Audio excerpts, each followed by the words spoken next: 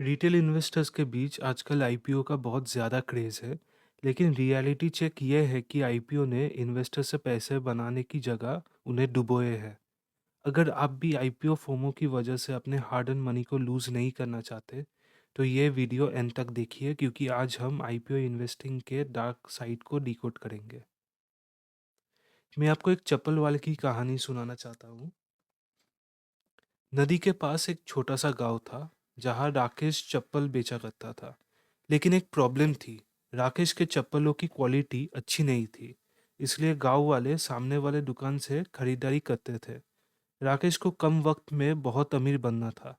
तभी उसने दिमाग पे एक शैतानी आइडिया आया, एक ऐसा जूता जो पानी पर चल सके। वो तुरंत गांव के सबसे अमीर आदमी सेठ जी के पास गया और उन्हें अपना ये रेवोल्यूशनरी आइडिया सुनाने लगा। राकेश ने सेठ जी को डील समझाई। सेठ जी, आप मुझे आज 10 लाख रुपए दीजिए। मैं इस पैसे का इस्तेमाल मार्केटिंग और एडवर्टाइजिंग पे करूँगा। अगले 2 दिन तक पूरे इलाके में सिर्फ हमारे जूतों का नाम होगा। और तीसरे दिन जब सेल खुलेगी तो उस एक दिन की कमाई से मैं आपके 10 लाख और मुनाफे का 10% वापस कर दूंगा। सेठ जी मान गए। राकेश ने उन पैसों से बड़े बड़े होर्डिंग लगवाए और शोर मचा दिया, पानी पे चलने वाले चप्पल आ रहे हैं। साथ ही उसने चम चालाकी से अपने पुराने दुकान के घटिया जूतों पर चमकदार रंग लगा दिया ताकि वो दिखने में किसी चमत्कार से कम न लगे। राकेश अब गांव-गांव जाकर लोगों को समझाने लगे, ये कोई मामूली जूता नहीं, एक चमत्कार है। इसे पहनकर आप सीधे पानी पर चल सकेंगे। भोले गांव वालों को लगा कि अगर हर जगह इतनी बड़ी मार्केटिंग हो रही है तो बात सच ही होगी। उन्होंने हिसाब लगाया कि नाव खरीदने या किराया देने से ये सस्ता चप्पल ही अच्छे है। हमेशा का खर्चा बच जाएगा। बस फिर क्या, गांव-गांव में चमत्कारी जूते के बारे में फैल गया। हर कोई उस सेल के दिन के लिए ऐसे उत्सुक था जैसे कोई जैकपॉट लगने वाला हो। सेल के दिन आया और सुबह सूरज निकलने से पहले ही राकेश के दुकान के बाहर पूरे गांव का भारी भीड़ लग गया। हर कोई बस उस चमत्कारी जूतों को पानी पाने के लिए पागल था। राकेश ने इस मौके का पूरा फायदा उठाया और जूते मुंह मांगे दाम पर बेचना शुरू किया। शाम होते होते उसके सारे स्टॉक खत्म हो गया। राकेश ने अपने वादे निभाया और सेठ जी को उनके 10 लाख रुपए और साथ में 10% का मोटा मुनाफा थमा दिया। सेठ जी खुश था क्योंकि उनका पैसा डबल हो चुका था और राकेश खुश था क्योंकि उसने घटिया माल महंगे दाम पर निकाल दिया था। रात के 3 बजे जब उत्सुक मछुआरे अपने नए चमत्कार जूते पहनकर नदी में उतरे, तो उनका सारा सपना एक पल में टूट गया।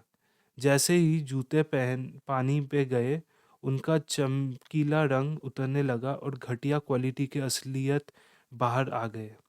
एक-एक करके सब नदी में डूबने लगे और तब उन्हें समझ आया कि राकेश ने उनके साथ कितना बड़ा स्कैम किया है। लेकिन तब तक बहुत देर हो चुकी थी। राकेश पहले ही सारे पैसे समेटकर गाँव से फरार हो चुका था। इस स्टोरी से सीखिए क्योंकि आजकल इंडिया के आईपीओ मार्केट में सिमिलर स्कैम्स हो रहे हैं। इनका कंप्लीट इन्फॉर्मेशन आपके पास होना चाहिए। Dronacharya aerial innovations IPO scams. तो 2002 पे ये ड्रोन वेव एक चल रहा था। उस टाइम पे द्रोणाचार्य एरियल इनोवेशंस ने अपना आईपीओ निकाला at rupees at rupees 54। And surprisingly ये वाला आईपीओ ओवर सब्सक्राइब हुआ था 243 टाइम्स। इसके वजह से ये ऑलमोस्ट 90% प्रीमियम पे लिस्ट हुआ 102 रुपीज़ पे। फिर भी और ज़्यादा ये बड़ा हाइप में था, इसलिए और ज़्यादा ये बड़ा एंड रुपीज़ 240 तक ये पहुंच गया था। इस द्रोणाचार्य एरियल इनोवेशंस ने सिर्फ यहाँ पर नहीं रुका।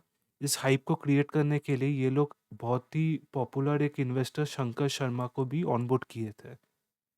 ये एक फॉल्स एक सेंस ऑफ सिक्योरिटी दे रहा था रिटेल इन्वेस्टर्स को कि ये वाला स्टॉक बढ़ेगा अभी। लेकिन सेबी ने 2025 पे एक इन्वेस्टिगेशन पे पाया कि अकाउंटिंग इरेगुलरिटीज थे इस कंपनी के अंदर। Approximately 35 of its financial 2024 revenue, 2024 का रेवेन्यू 35%, जो कि अराउंड 12.35 करोड़ आता है, वो फिक्टिशियस थे, वो फेक थे। ये कैसे किया गया था? शेल कंपनीज के द्वारा ये फंड्स को फेक फेक करके शो किया गया था। एक्चुअली में ये कंपनी लॉस किया था around 3.9 crore. Misuse of IPO funds, ये कंपनी ने नियरली 2022 पे 34 करोड़ अपने आईपीओ से रेस किए थे, जिसमें से मात्र लेस देन 3%, जो कि अराउंड 1.64 करोड़ आते हैं, वो एक्चुअली ड्रोन्स के ऊपर स्पेंड हुआ था। बाकी के पैसे वो सॉफ्टवेयर परचेजेस अकाउंट्स पे सॉफ्टवेयर परचेसेस को दिखाकर ये प्रोमोटर्स खुद के बैंक अकाउंट पे ये वाला पैसा ले लिए थे। ठीक है। और ये पंप एंड डंप स्ट्रेटेजी भी किए थे जब इनका आईपीओ का प्राइस बहुत ज़्यादा हाई पे था। तो ये लोग एक्चुअली न्यू एमओयूज और रिकॉर्ड ऑर्डर्स को दिखा के ये हाइप आर्टिफिशियली क्रिएट किया था, लेकिन एक्चुअली में ये कभी एग्जिस्ट ही नहीं किए थे। एंड ये एक मौका दिया था जो इन्वेस्टर्स थे, उन्होंने ये एग्जिट पे पीक पे एग्जिट ले लिया था। एंड रिटेल इन्वेस्टर्स ने वर्थलेस शेयर्स पकड़ के बैठे थे इसके बाद। तो सेबी ने प्रोमोटर्स को मार्केट से बैन कर दिया है एंड इन लोगों के ऊपर हैवी पेनल्टीज भी लगाए हैं। एंड सेबी ने पर्टिकुलरली कहा भी है कि ये कोई गलती गलती से हुआ गलती नहीं था, लेकिन ये एक डेलिबरेट फाइनेंशियल फ्रॉड था। अभी अगर आप देखें तो एक नया ये कोई स्कैम नहीं है, लेकिन एक स्टार्टअप ओवरवैल्यूएशन आईपीओ ट्रैप्स भी आ रहे हैं। ठीक है, स्टार्टअप्स अपने बहुत ज़्यादा वैल्यूएशन पे आईपीओस ला रहे हैं, जो कि बहुत सारे इन्वेस्टर्स जो कि रिसर्च नहीं करते वो लोग इस चीज़ के फंस जाते हैं। तो स्टार्ट कैसे होता है? एक स्टार्टअप के पास एक आइडिया होता है, वो कंपनी खोलता है, फिर वो जाके इन्वेस्टर्स को पिच करते हैं। इन्वेस्टर्स देखते हैं कि इस स्टार्टअप के पास प्रॉफिट्स नहीं है, तो ये इन्वेस्टर्स पैसे देते हैं बेस्ड ऑन वैल्यूएशंस, फ्यूचर में कितना वैल्यूएशन होगा। फिर इस पैसे को ये स्टार्टअप मार्केटिंग पे खर्च करते हैं, जिससे इन लोगों का रेवेन्यू बढ़ जाता है। एंड ये लोग मार्केट शेयर कैप्चर कर लेते हैं एंड कंपटीटर्स को भी डिस्ट्रॉय कर देते हैं। फिर ये लोग जब मैच्योरिटी स्टेज पे आ जाते हैं तो ये लोग आईपीओस फाइल करते हैं एट वेरी हाई वैल्यूएशंस। ठीक है, देन आर्टिफिशियली हाइप भी क्रिएट किया जाता है एंड ये लोग जस्टिफाई करने की कोशिश करते हैं कि इतना हाई वैल्यूएशंस पे ये लोग क्यों दे रहे हैं। एंड आप लोगों को भी मालूम है आईपीओ में हर किसी को शेयर्स नहीं मिलते हैं, किसी किसी को शेयर्स मिलते हैं। अगर ये ओवर वैल्यूड ओवर सब्सक्राइब होता है तो एक स्केयरसिटी का भी एक साइकोलॉजी काम करता है रिटेल इन्वेस्टर्स के अंदर। तो मिलियंस ऑफ रिटेल इन्वेस्टर्स ये सोचते हैं कि ये वाला स्टार्टअप बहुत ही बड़ा प्रॉफिट कमा के देगा, तो ये बहुत ज़्यादा ओवर सब्सक्राइब हो जाता है। लेकिन कैच क्या है? ये IPO actually offer for sale है। ठीक है, ऑफर फॉर सेल क्या होता है मैं इस अगले स्लाइड पे डिस्कस करूँगा। तो इन्वेस्टर्स अपने शेयर्स को बेच देते हैं, उन लोगों को पैसा मिल जाता है एंड जब भी ये हो जाता है इन्वेस्टर्स छोड़ के चले जाते हैं, स्लोली स्लोली ये हाइप भी कम हो जाता है एंड शेयर्स गिरने लगते हैं। मिलियंस ऑफ रिटेल इन्वेस्टर्स को मनी अटका रहता है बहुत ही हाई वैल्यूएशंस पे। उन लोगों को फ्यूचर में अगर ये रिकवर नहीं हुआ तो लॉस भी हो सकता है। तो ये बहुत ही इम्पोर्टेंट है, आप रिसर्च कीजिए, देखिए कि कितना वैल्यूएशन सही बैठता है। क्योंकि देखिए एक आईपीओ होता है, कंपनी का शेयर आप लोग बेच रहे हो। जैसे आपके पास अगर कोई प्रॉपर्टी का प्लॉट है, आप क्या चाहेंगे कि वो आप मैक्सिमम दाम पे बेचने का। ठीक है, लेकिन एज अ बायर, अगर आप बायर हो, अगर आप प्लॉट को खरीद रहे हो, तो ये आपका ड्यूटी है, आप सही से जाने की वैल्यूएशन कितना होना चाहिए। ठीक है, ये आईपीओ में भी सेम होता है। बहुत सारे इन्वेस्टर्स जो कि रिसर्च नहीं करते वो लोग फंस जाते हैं इस पे।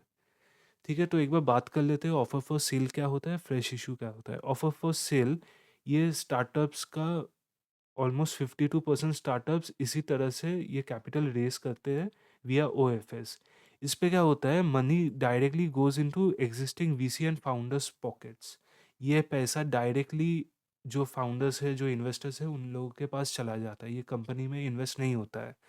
अगर आप फ्रेश इशू आईपीओस पे इन्वेस्ट करते हो तो ये कंपनीज नया शेयर्स क्रिएट करते हैं एंड उस नए शेयर्स को ये लोग मार्केट पे बेचते हैं, एंड इससे जो पैसे आते हैं ये डायरेक्टली कंपनी के बैंक अकाउंट में जाते हैं। अगर आप आईपीओस ले रहे हो तो मैं आपको रिकमेंड करूंगा कि आप फ्रेश इशू पे ही कीजिए। अगर आप ऑफर फॉर सेल पे जा रहे हो तो ये बहुत ही मैंडेटरी है कि आप वैल्यूएशंस को सही से देखें। वैल्यूएशंस को आपको दोनों केस पे ही देखना चाहिए अच्छी तरह से।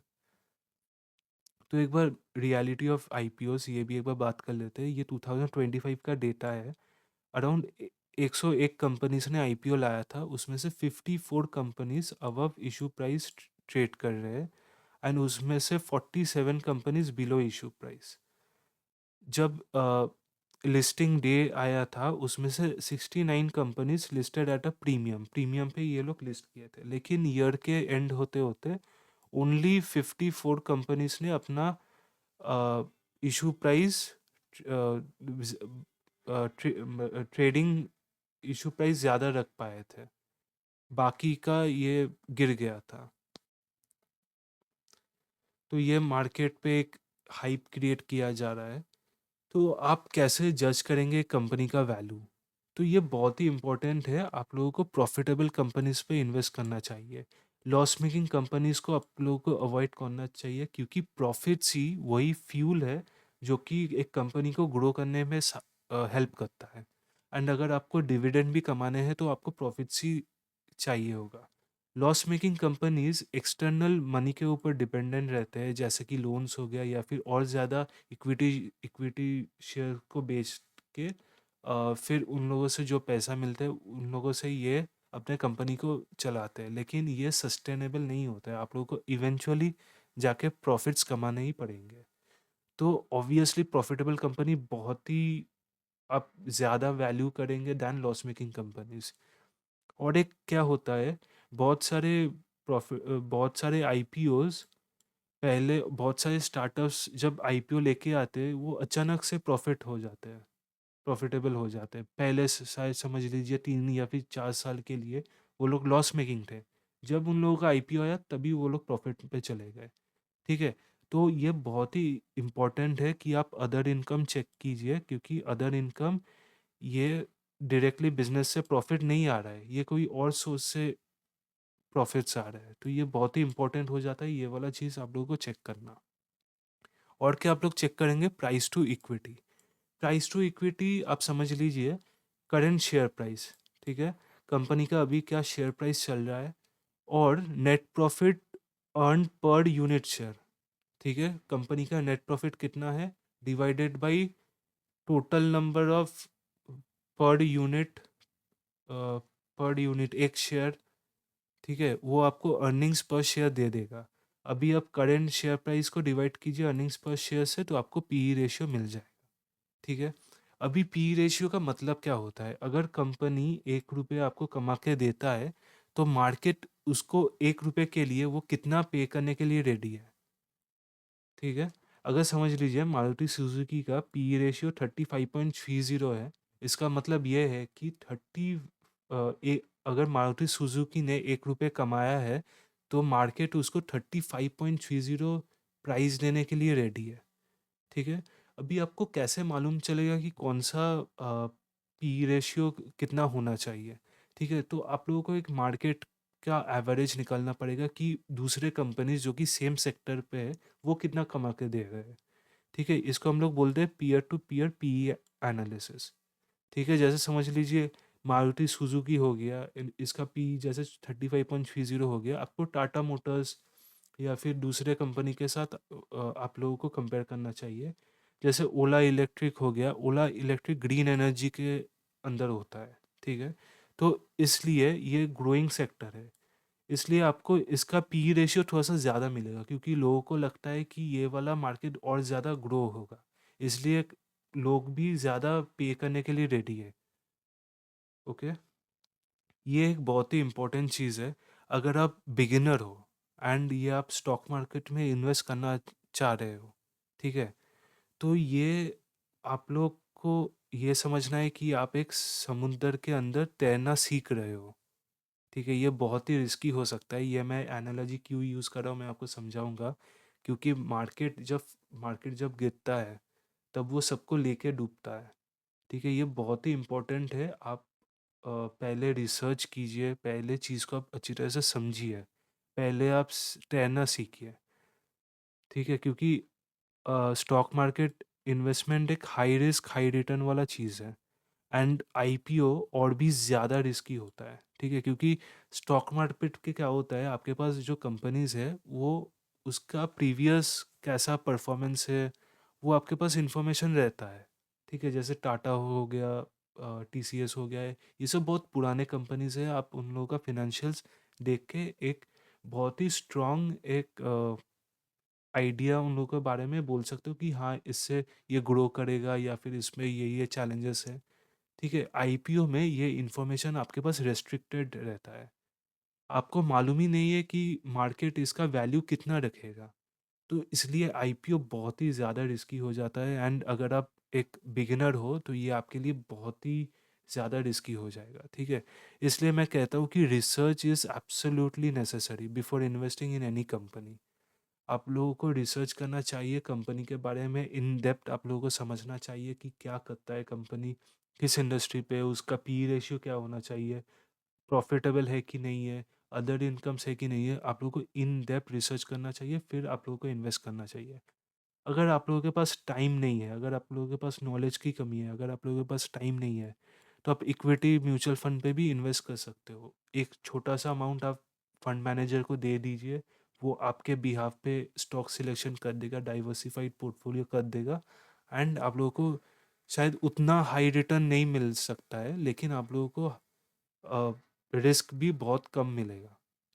एंड और एक बेनिफिट क्या होता है, ये जो मार्केट्स के अप एंड डाउन जो ट्रेंड्स होते हैं ना, आप म्यूचुअल फंड पे बहुत अच्छी तरह से क्या आप मैनेज कर पाएंगे। लेकिन अगर आप डायरेक्टली स्टॉक्स पे अगर चले जाएंगे तो अगेन ये एक ओशन पे तैरने जैसा हो जाएगा। बहुत ही आपके लिए बहुत ही डिफिकल्ट हो जाएगा सरवाइव करना, ठीक है? तो ये वीडियो बनाने के पीछे मेरा यही एक अवेयरनेस था कि आप लोग प्लीज़ रिसर्च कीजिए before investing and please stay safe. अगर आप म्यूचुअल फंड पे इन्वेस्ट करना चाहते हो एंड आप लोगों को एक प्रोफेशनल हेल्प चाहिए, तो आप मेरे से वन ऑन वन सेशन कर सकते हो। मैं एक SEBI registered mutual fund distributor हूँ एंड ये मेरा फ़ोन नंबर है, आप मेरे को इस पे कॉल कर सकते हो। Thank you so much.